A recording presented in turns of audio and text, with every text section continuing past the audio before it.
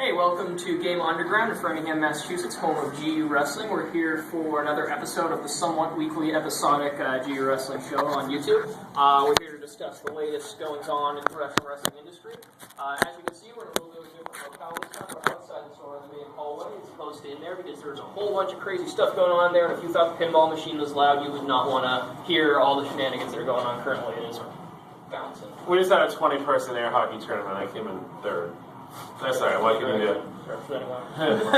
So this week we're going to talk about some WWE news. One of the things was the video. The week after the Elimination Chamber pay-per-view, there's going to be someone coming to the WWE. Bum, bum, bum. They showed some rain. They showed a guy in a trench coat. I thought it might be me. It's not me. A lot of people thought it was going to be Sting. A lot of wrestling websites. It's okay, it's been video game day. A lot of wrestling websites have reported now that Sting probably has not talked to the WWE, but they don't know everything, and you never know what might happen. But then the most recent video this week, they played some music at the end indicating returning and rising from the grave, and I guess you could say that about Sting a little bit, but it's more than likely going to be the Undertaker. Looks like it at this point. Yeah, he's going to be in the spirit of Blackest Night, which DC did recently. He's going to be coming back from the grave, undead guy, Undertaker, for like the 1800th time. I'm pretty sure it's his entire gimmick is based on coming from the grave. Yeah, so. He's coming back to life. I do love the one thing I will say is I do love that the Undertaker is the only kind of character other than Vince McMahon who you can kill on TV and he'll come back to life and everyone's cool with it. I'm pretty sure that happened to Paul Bearer, but I was the only one not cool with it, so that's... No one noticed that. Paul Bearer's return was more like, okay, he's dead, oh god, he's dead, and then like a few years later he returns and everyone is now 12 and it's like, who's Paul Bearer? So they're like, right on, he's back, okay. But I think I saw him on a video my dad owned. Yeah. I hate when wrestling makes me feel old. I know. This is a lot. Attitude Era is now 11 years ago, just about. Well, if you can picture this, I remember when the Undertaker premiered, and I was probably like 10 years old or something. I don't know the exact date. Making you feel young. But I remember Undertaker's first few matches and stuff like that, as well as his feud with the Ultimate Warrior, which was scarring from my childhood when I thought the Undertaker threw the Ultimate Warrior in a steel casket and he had no air in there. Oh god. That's terrifying. I know. He was one of my heroes. Wrestling's pretty traumatic. I mean, they did that angle where like Al Snow. I forget if it's him or if he made someone else, but someone ended up eating their own dog or stuff like that. Yes, Al Snow ate his own Wrestling dog. can be very traumatizing sometimes for a young viewer. I not support, but I understand the WWE's PG thing because they want to have less of people. Well, I guess they're okay with people being murdered coming back to life, but eating dogs is out. So that's a step forward, progress. Well, I'll tell you what. Mm-hmm. I honestly, I've never thought of Sting as one of my favorite wrestlers. I think he's watchable on TNA. I don't want to change the channel every time he comes on. Sure. You know what I mean? He's entertaining. He's done a good job. He's done what Kiss has done. By having makeup on, you can't really tell how old someone is. He's actually in TNA have appeared on camera a lot without makeup on. He has, especially during the main event Mafia angle part, which one of the elements I really liked about the original main event Mafia angle was the fact that when he was being a heel, he came out in the suit. He didn't have any of the stuff that made him like his Sting gimmick. He's just being like, I'm the heel in the suit. I thought that really worked well. It's similar to the way Chris Jericho went when he first went heel, where he basically got rid of all of the Y2J elements and like kind of all those are childish and terrible, and he became such a heel because you want to see Jericho being like Y2J Chris Jericho, and instead he's like, no, I'm the heel Chris Jericho now. It's like, boo! It's a good way to get smart marks to boo you, although in TNA that doesn't really happen.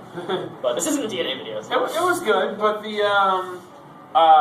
so I would actually be interested in seeing Sting come to the WWE. I think ideally he comes back, or maybe the Undertaker returns on Raw, and then maybe we could even, you know what, they could do a million things. Yeah. Maybe they could do a trick thing where Triple H comes out and is like, oh my god, I'm back, and there's someone you haven't beat at WrestleMania, It's Sting.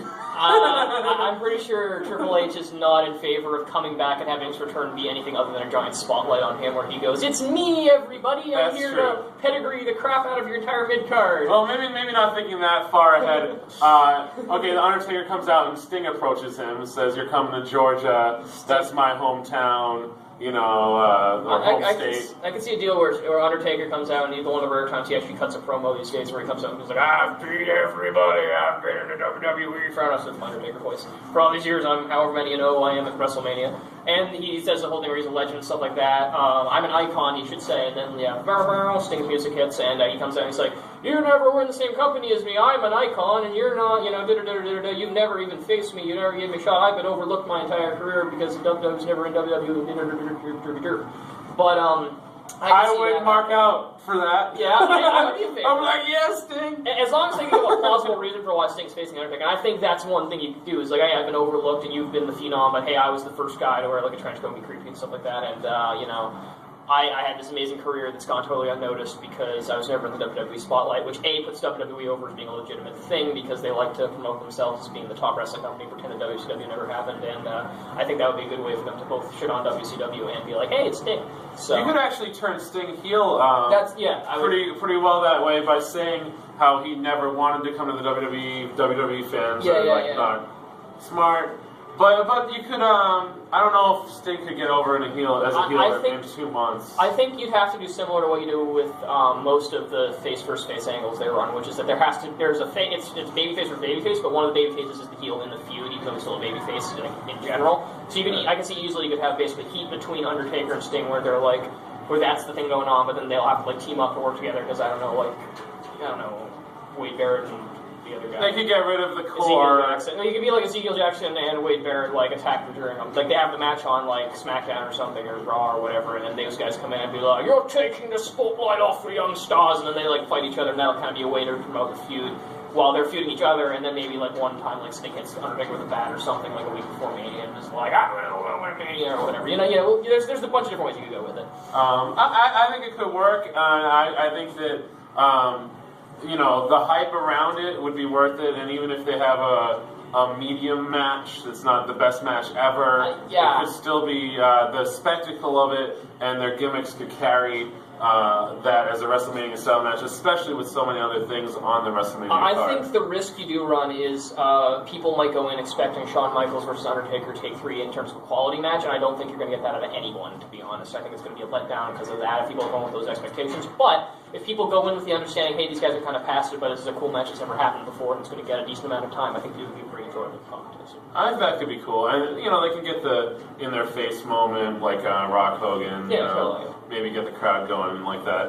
If the crowd's into it, I think it'll be successful. The risk they run is if the crowd decides this match is bad because these are 2 old guys who can't go, then you're going to have... That would hurt the Undertaker a lot. That would really hurt the Undertaker. I think, luckily, WrestleMania is such a big show that you might manage to get enough of the crowd cheering and getting into it that it would be pretty good. But, I flash back to Rock versus Hulk Hogan at WrestleMania, and you see how the crowd just totally destroyed what it could have been, like, a pretty cool, like, epic matchup. And I kind of get worried that it's either going to be, like... the crowd just doesn't care, which is entirely possible, or the crowd is just like either doesn't get who Sting is and it's all WWE guys or something like that happens. So if they do run that angle, there's a bunch of really kind of scary risks they're taking, but I think if they actually debut Sting relatively soon, if they are to do this, that's saying, relatively soon and promote and the people know who Sting is by the time Mania happens and there's a lot of hype that's gone into promoting the angle, you're going to have a pretty cool program. And it's funny, one thing I wanted to say on this subject was, if you told me a few months ago, hey, Sting's going to face Undertaker at WrestleMania and it's going to be really cool, my attitude would have been like, ugh, because I just don't want to see Sting, and da-da-da-da, and it's just been boring, I hate the Sting in TNA, he's old, he's past, he can't go anymore.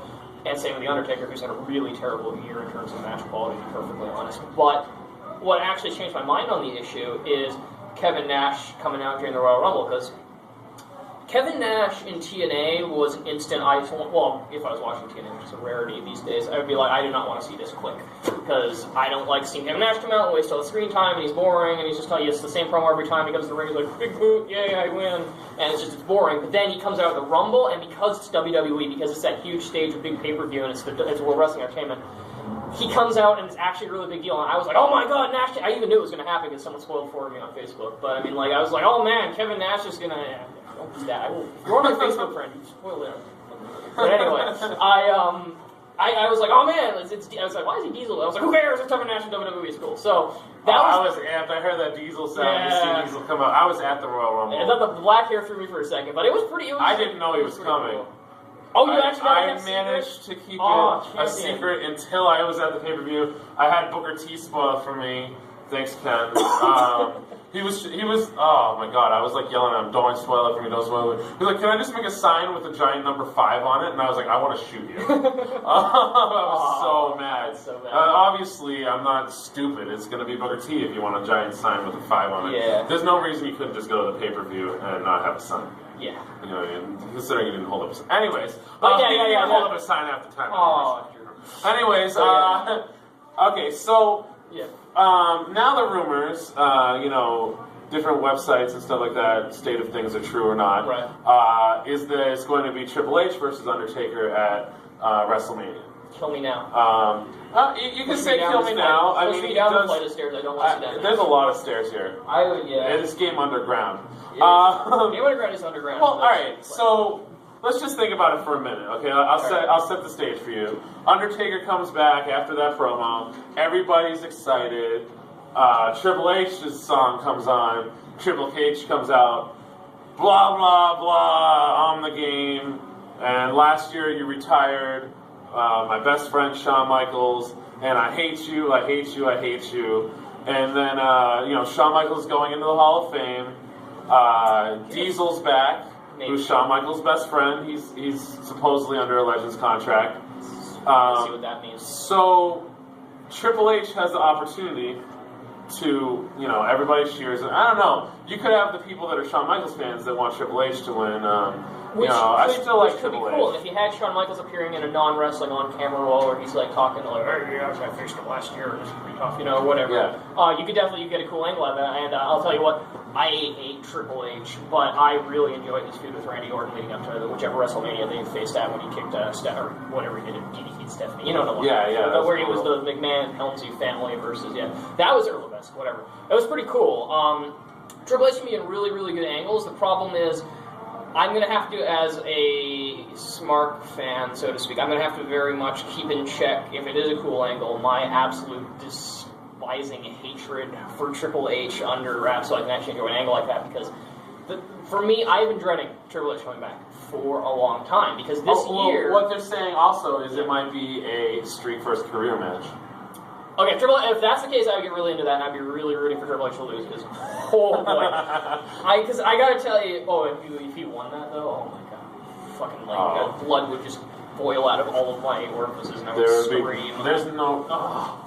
But the right thing at this point, they proved that WWE can do it without Triple H. When he first went away, he might have been missed by some people. At this point, they've made a lot of new stars.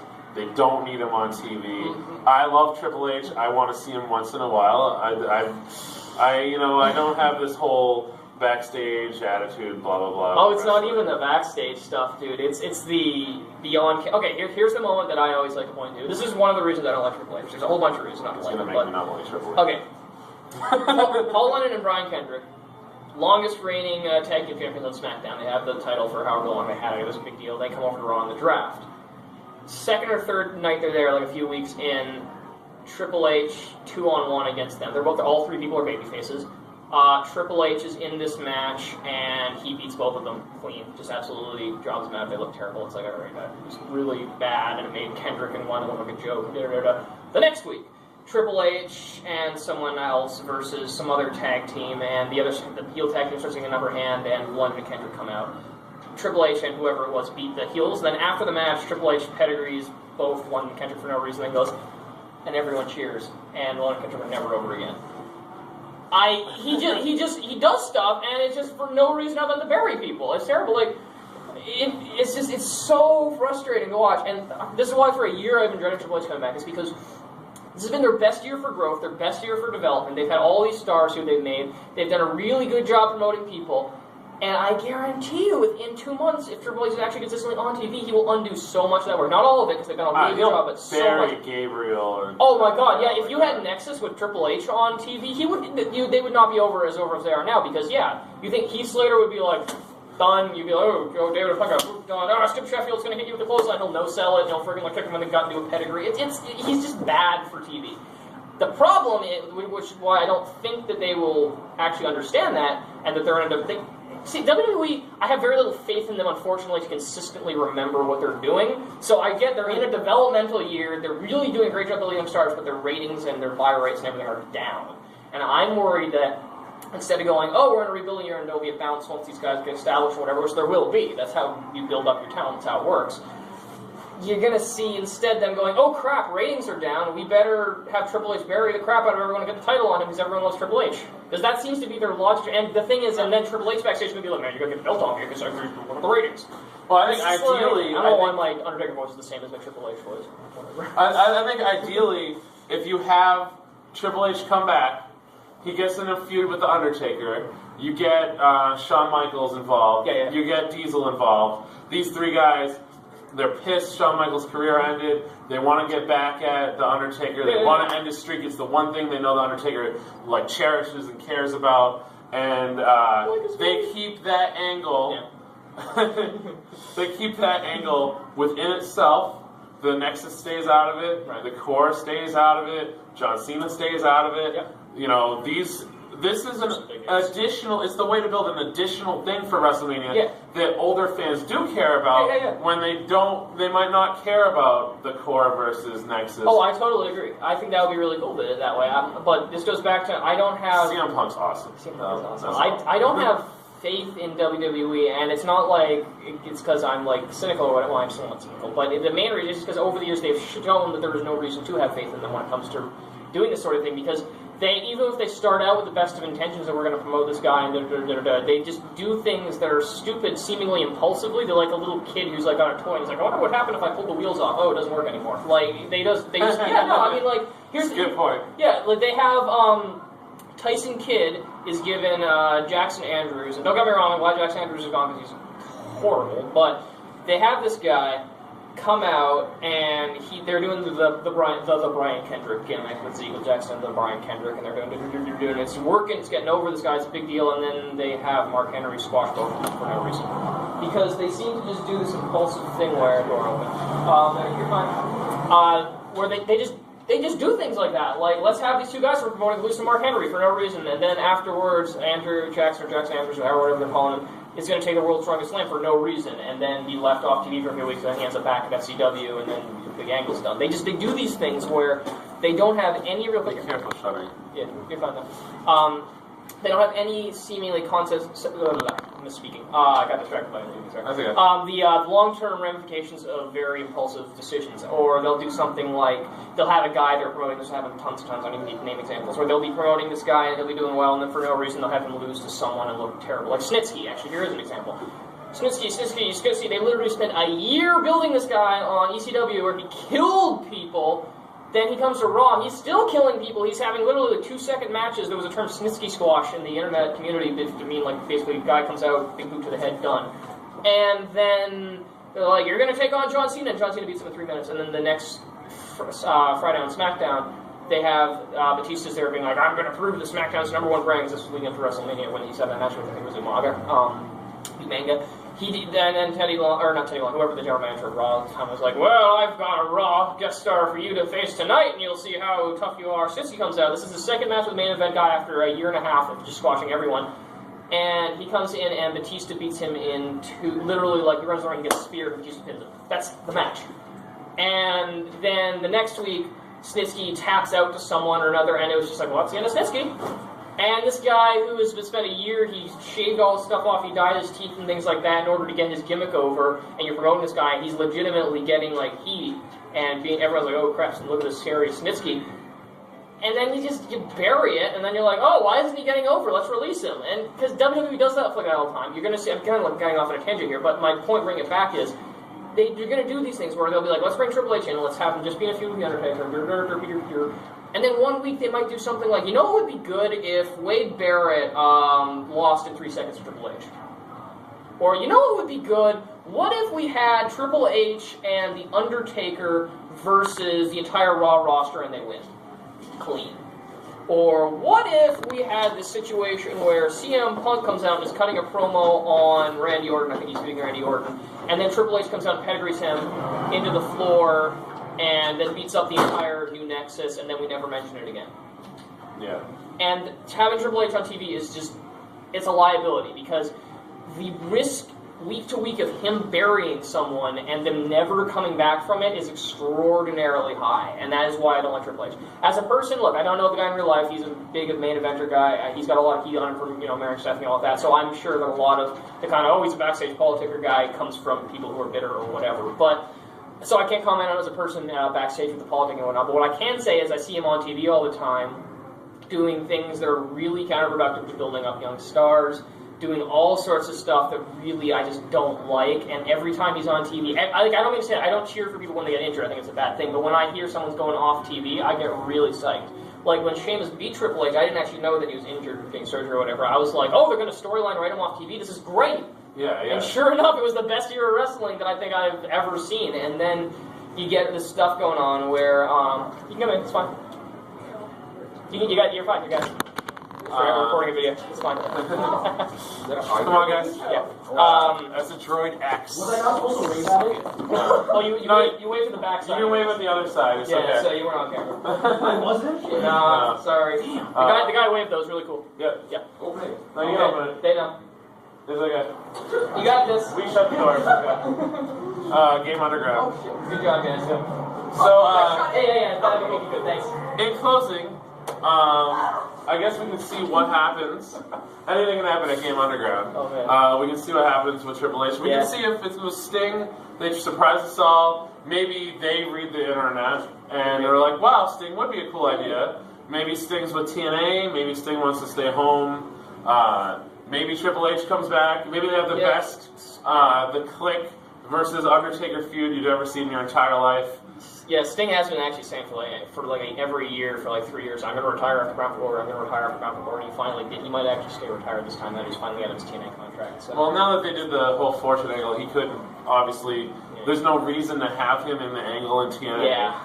There's no reason for him to be there, and there's no reason really for him to come to WWE unless he decides he wants his last moment in the spotlight to be in front of, hundreds of thousands of people at Wrestlemania, or walking away from the ring with Nash after Jeff Hardy screwed everybody over for the title. Exactly. And I think it would actually be really good for Sting if he ended up ending his career on the note where he's like at WrestleMania, the big stage of all, he's in WWE, even if it's only for like one match or whatever. And I think that would be really, really good for him for his career, because as is, he's kind of a footnote in history, and it's kind of silly at this point for him to be like, I'm getting a big payday, and I'm not going to end up in the spotlight and possibly get like a Hall of Fame deal down the line, simply because I'm mad that Vince McMahon didn't offer me as much money as I wanted like 15 years ago. I mean, you could even see, I don't want to get off subject of wrapping things up. Oh, sorry. But you could even see Sting come in, act like he's going to be in the Hall of Fame, and then have something happen with the Undertaker. Or,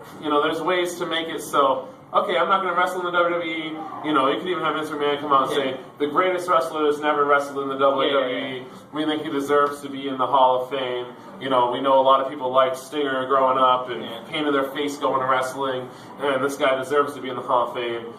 You could do something wicked nasty where you bring Sting out there, everybody's cheering, he thanks everybody, he's sorry I never got to have a match in the WWE. Undertaker comes out, you're a piece of crap, kills him. I should stop booking things in my head before I speak about them. You should actually tell you something I wanted to say earlier, which is... Vince McMahon's like, that's what you got, WCW, and get Paul Heyman out here, I'm going to crap on him more. I'm actually honestly surprised that Vince McMahon never had Paul Heyman join us Kiss My Ass Club when he was in the WWE. But one thing you actually did remind me, I know we were trying to wrap up, but I want to say this earlier. I think it's worthwhile for Sting to come back if it's going to be the Undertaker feud or something as grandiose. I think that if you have a deal where it's like, Sting's back and he's doing like, I'm going to be in the Hall of Fame, and you have like Ted DiBiase come out and feud with Ted DiBiase. Yeah. No, I don't want to see him fight anybody other than the Undertaker. No, not worth anyone's time. Especially, the only other person that I would say would be a dream match would be like Shawn Michaels. And Shawn Michaels is gone. I hope Shawn Michaels doesn't wrestle anymore. I love Shawn Michaels. He's great. He can still go. I'd rather he stay retired. Yeah. So, all right. Well, thanks for joining us. We'll keep on making videos as much as we can. I want to give a shout out to Freddie and Maddie. I know that right now they're off doing some of their own things, but they will be back on the show as soon as we can. Yep. And remember, every Monday night at Game Underground, come down, watch Raw with us, talk about wrestling, play SmackDown versus Raw. We have a good time. It's Game Underground in Framingham, game-underground.com. And I'm Jamie, and this is Ryan. And thanks for listening.